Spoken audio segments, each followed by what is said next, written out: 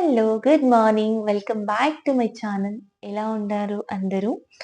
So, నా Sunday morning routine ఇలా start అయింది ఈరోజు. యాజ్ యూజువల్ మన సూర్యదేవునికి ఒక నమస్కారం చెప్పేసి ఇంట్లోకొచ్చేసానన్నమాట.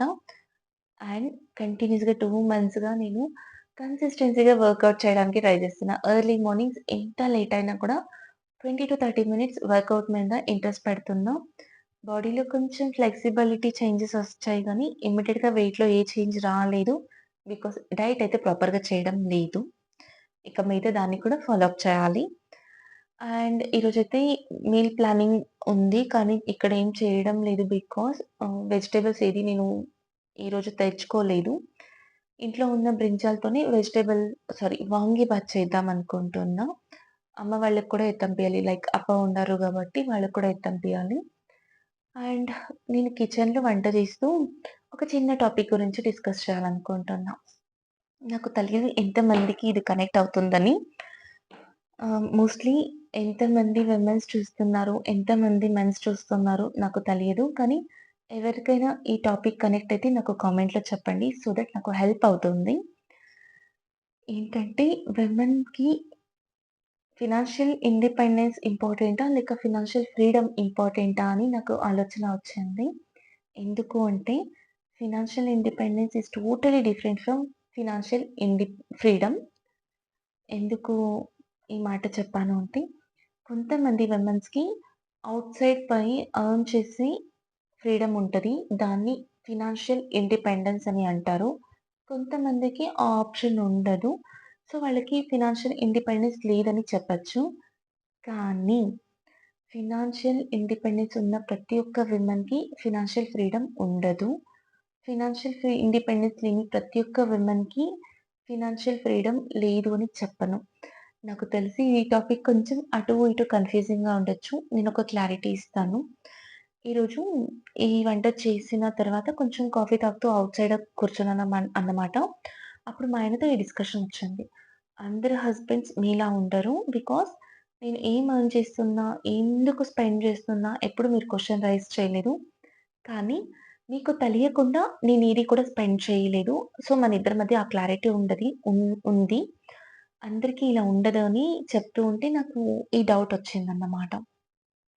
ఒక విమెన్ ఔట్ సైడ్ పోయి ఎంత ఎర్న్ చేసినా కూడాను, తను ఎర్న్ చేసిన దాంట్లో రూ. 1 స్పెండ్ చేయాలన్నా కూడా తను ఒకరి పర్మిషన్ తీసుకోవాల్సొస్తుంది. అందరి విమెన్స్ అని చెప్పను. కొందరు విమెన్స్‌కి మాత్రం ఇది అన్వయిస్తుంది. సో, వాళ్ళకి ఫినాన్షియల్ ఇండిపెండెన్స్ ఉంది గానీ, ఫినాన్షియల్ ఫ్రీడమ్ లేదు. అక్కడ ఆ పాయింట్‌లో. కొంతమంది విమెన్స్ ఔట్ సైడ్ పోయి ఎర్న్ చేయరు. వాళ్ళని ఇక్కడ నేను ఇక్కడ పాయింట్ ఔట్ చేయడం లేదు. ఇంటిని చాలా మంచిగా మేనేజ్ చేస్తూ ఉంటారు. మేబీ వాళ్ళకి ఫినాన్షియల్ ఇండిపెండెన్స్ లేకపోవచ్చు. కానీ ఫినాన్షియల్ ఫ్రీడమ్ ఖచ్చితంగా ఉంటది. అండ్ ఇక్కడ కూడా చెప్తున్నా అందరి విమెన్స్‌కి కాదు. కొందరు విమెన్స్‌కి మాత్రమే అది ఉంటది. లైక్ వాళ్ళు ఎర్న్ చేయకపోయినా వాళ్ళకి స్పెండ్ చేసే ఫ్రీడమ్ వాళ్ళ ఫ్యామిలీ ఇచ్చి ఉంటుంది. సో, ఇది చాలా వరకు నాకు కొందరు విమెన్స్‌లో చూసాను. అందుకే నాకు అనిపించి చెప్తున్నాను. సో, మీరేమంటారు ఈ టాపిక్ గురించి అని చెప్పండి. దీని గురించి ఇంకా ఎక్కువ మాట్లాడాలని అనిపిస్తే నాకు కామెంట్‌లో చెప్తే నేను ఫర్దర్ వీడియోస్‌లో మాట్లాడతానన్నమాట. సో, ఆల్రెడీ షార్ట్స్‌లో చెప్పాను కదా! అమ్మ వాళ్ళ ఇంటికి వెళ్ళేసొచ్చానని. తర్వాత నేను వ్లాగ్ పోస్ట్ చేస్తున్నా. అంటే వ్లాగ్ షూట్ చేస్తున్నాను. ఇంట్లో మొత్తం బెడ్‌షీట్స్ అంతా చేంజేసి వాషింగ్ వేయాల్సిన క్లాత్స్ ఉంటే వేసేసి టైమర్ పెట్టేసుకున్నా. 1 hour 11 minutes. ఈ లోపల నా వర్క్స్ కంప్లీట్ అవ్వాలి. రిషి కొంచెం విండోస్ అలా క్లీన్ చేసిస్తున్నాడు. ఈ లోపల నేను కూడా డస్టింగ్ చేసేస్తున్నా. నాకు డస్టింగ్ చేసేటప్పుడు కొన్ని థింగ్స్ చూస్తే ఆ మెమోరీస్ గుర్తొస్తాయి. అలాగా ఇక్కడున్న థింగ్స్‌ని చూస్తూ నా మెమోరీస్ రీకాల్ చేసుకుంటున్నా. ఎవరికైనా ఇలాంటి మెమోరీస్ ఉంటే అండ్ దాని వెనుక ఏదైనా స్టోరీ ఉంటే నాకు కామెంట్‌లో చెప్తే షార్ట్స్‌లో నేనది పోస్ట్ చేస్తాను. అండ్ ఇక్కడైతే రిషికొచ్చిన మెడల్స్ చూస్తే మురిసిపోతున్నాను నేను. ఎందుకో నాకొక హ్యాపీనెస్ అది. రిషి తీసుకున్న మెడల్స్ చూసినప్పుడంతాను. తర్వాత కిచెన్‌లో మొత్తం యుటెన్సిల్స్ అంతా వాష్ చేసేసి కిచెన్‌ని మొత్తం ఇలా క్లీన్ చేసి కౌంటర్ టాప్ అంతాను wipe చేసేస్తున్నా. Our hearts beat to the city streets. We began to feel the fire. We rise like tall buildings as the chemicals they take us higher. The nights and నేను afternoon ఉదిపప్పు and idli రవ్వ soak చేసి పెట్టుకున్నాను. ఇడ్లీ చేద్దామన్నట్టుగా. ఇక్కడ నాకు post office దగ్గర ఒక అజ్జీ వస్తారు. So, రిషికి ఇష్టమని బెల్ ఫ్రూట్ మేమైతే ఇక్కడ బెల్లతికాయి అంటాము. ఆహ్, మీ తెలుగులో ఎగ్జాక్ట్‌గా కొన్ని సైడ్ కొన్ని వర్డ్స్ యూజ్ చేస్తారనుకుంటా. మేమైతే ఏలక్కాయ అని కూడా అంటాం. సో, దాన్ని వేసి జ్యూస్ చేసిస్తున్నాను. రిషికి చాలా ఇష్టమని. జస్ట్ ఏం లేదు దాని పల్ప్‌ని తీసేసి వాటర్‌లో మంచిగా స్క్వీజ్ చేసి రూట్స్ అండ్ గింజలు ఏదైతే ఉన్నాయో దాన్ని తీసేసేసి ఎంత కావాలో అంత వాటర్, కొంచెం pinch of salt and sugar కలిపి తాగేయాలి. బట్ ఇక్కడ షుగర్ అయినా వేయొచ్చు, బెల్లమైనా వేయొచ్చు. రిషికి చెప్పా బెల్లం వేస్తాననంటే అస్సలొద్దు నాకు షుగర్ కావాలని పట్టుపట్టాడు. మోస్ట్‌లీ షుగర్ అవాయిడ్ చేస్తా. కొన్ని టైమ్స్ ఇట్స్ ఓకే ఇస్తాను. సో, తనే షుగర్ వేసి కలుపుకుంటున్నాడన్నమాట. టేస్ట్ అయితే చాలా బావుందని చెప్పను గానీ, హెల్త్ బెనిఫిట్స్ ఉన్నాయి. సో, తీసుకోవచ్చు. నాకెందుకో ఇది నచ్చదు. బట్ రిషి గురించి చేశాను గాబట్టి, ఒక చిన్న గ్లాస్‌లో నేను తీసుకున్నాను. అండ్ కొంచెం కబుర్లు చెప్తూ నేను, రిషి ఇక్కడ juice తాగేసామన్నమాట. Young, and it's just begun. As she puts her hand in mine, we wanna chase the night, wanna dance to the light, pull the stars from the sky. ఎంత బిజీ సండేస్ అయినా రిషితో time spend చేయడం మాత్రం miss చెయ్యను.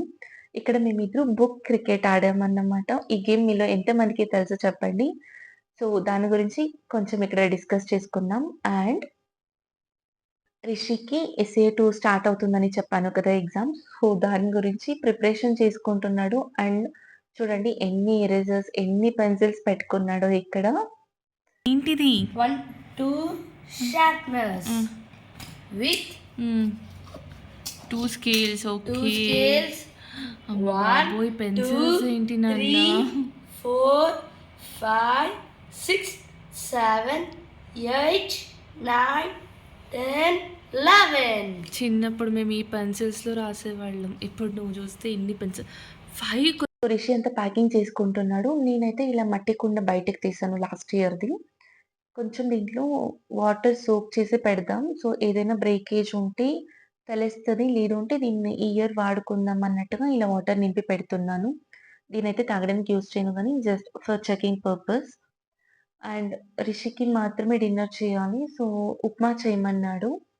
మా ఇంట్లో అయితే ఉప్మా ఎవరికీ bore కొట్టదు. సో, హ్యాపీగా తినేస్తాం. ఉప్మా చేసి ఇచ్చేసాను. కొన్ని గ్రౌండ్ నట్స్ అండ్ క్యాష్యూ కూడా ఏసాను. సో, టేస్టీగానే ఉంది. ఈ లోపల రిషి కూడా అన్నీ ప్యాకింగ్ చేసేసుకొని ఉప్మాలోకి షుగర్ వేసుకొని తింటున్నాడు. అస్సలు వద్దన్నా వినలేదు. వదిలేసాను.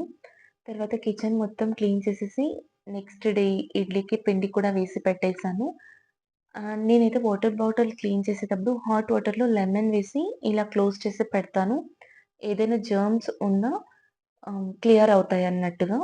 దీన్ని నెక్స్ట్ డే మార్నింగ్ నేను క్లీన్ చేస్తా. ఓవర్‌నైట్ ఇలానే పెట్టేసి. సో, నా kitchen and everything set for tomorrow. ఇక్కడితో ఈ వ్లాగ్ అయితే ఎండ్ చేస్తున్నా. మీకు ఇలాంటి డైలీ రొటీన్ వ్లాగ్స్ నచ్చితే ప్లీజ్ ఒక లైక్ చేసి సబ్స్క్రైబ్ చేయండి. సో దట్ నాకు కొంచెం మోటివేటెడ్‌గా ఉంటది. మరొక మంచి వీడియోతో మీ ముందుకొస్తా. Thank you so much for watching.